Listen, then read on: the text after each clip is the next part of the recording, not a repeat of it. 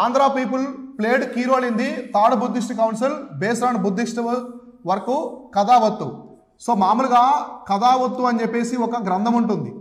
కథావత్తు అని ఇది బౌద్ధ మతంలో ఉంటుంది. ఇది కంప్లీట్ చేశారు ఎప్పుడు? 3వ బౌద్ధ సంగీతిలో.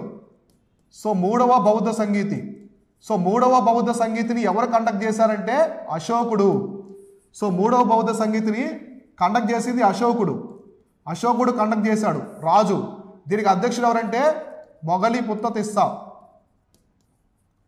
సో మొగలిపుత్త తిస్సా వచ్చేసి ఈ కౌన్సిల్కి అధ్యక్షుడిగా ఉన్నాడు 3వ బౌద్ధ సంగీతికి.